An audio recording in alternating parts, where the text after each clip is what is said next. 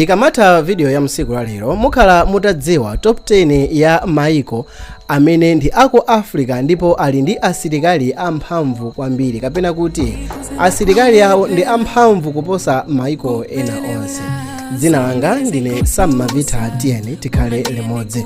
Ngakhale tikudziwa kuti ku Africa madera ambiri ndi osakhazikika chifukwa cha nkhondo zauchigawenga komanso zauchiwembu zimene zimachitika, koma pali maiko ena amene mu Africa ali ndi asilikali awo amphamvu amene ali mu top 10 ya maiko amene ndi amphamvu kwambiri muno mu Africa.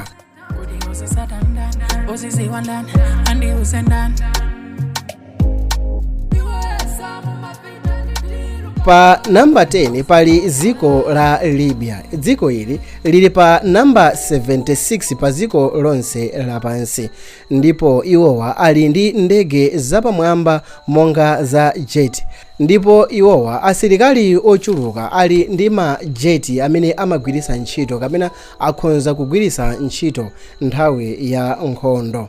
Pa namba 9 pali dziko la Sudan, pamene iwowa ali ndi asilikali odziwa komanso ophunzira bwino makamaka pa nkhani yokhuzana ndi nkhondo komanso kugwiritsa ntchito zida za nkhondo.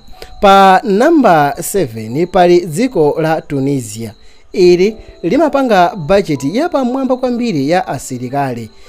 Iwowa amapanga bajeti yayikulu ndipo imathandiza kwambiri kutetezera dziko lawo. Pa namba 7 pali dziko la Morocco. Ili limapanga bajeti yayikulu kwambiri pa chaka ndipo lili pa namba 59 pa dziko lonse la pansi.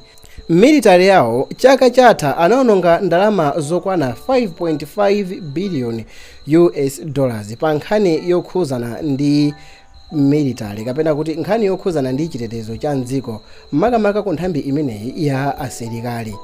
Pa namba 6 pali dziko lija mene limatchedwa kuti Angola.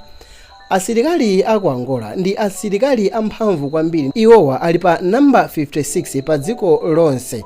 Iwowa amapanga bajeti yabwino kwambiri ku nkhani yokhuzana ndi asilikali. Iwowa ali ndi zida zapamwamba. Pa namba 5 pali dziko lija limene amalitchula kuti Ethiopia.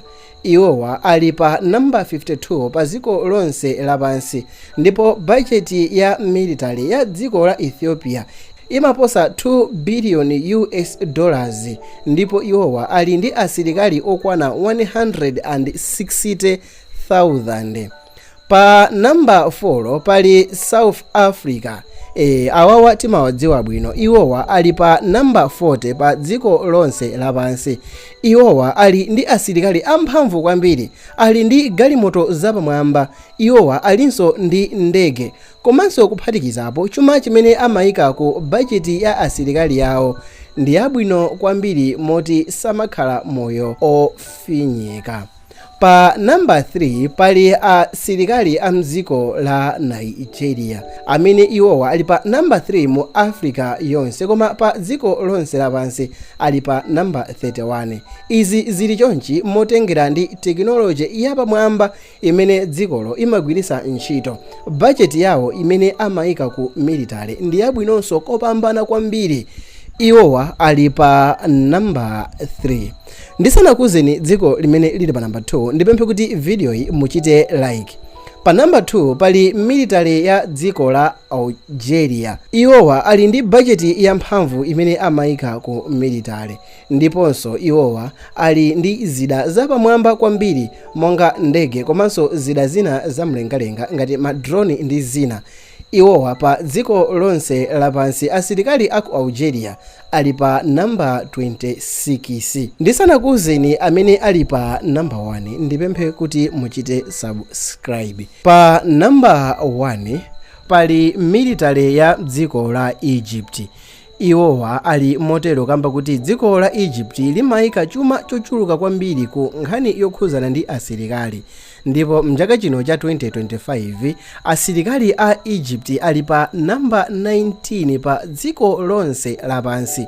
Tikamalankhula zokuti ali pa namba 19 tikumbukire bwino zokuti pali maiko okwana 197 pa dziko lonse lapansi, ndipo iwowa kupezeka pa namba 19 ndi chinthu chimene chikuonesa kuti ali pa topu kwambiri muno mu Africa. Ndi dziko liti limene mumaliyembekezera kuti mumva kuti lili pa position yabwino pamene silinapezikepo. Langa dzina ndi Sam Mavita, ndakondwera kuti munaonera video. Tionanenso mu video yotsatirayi.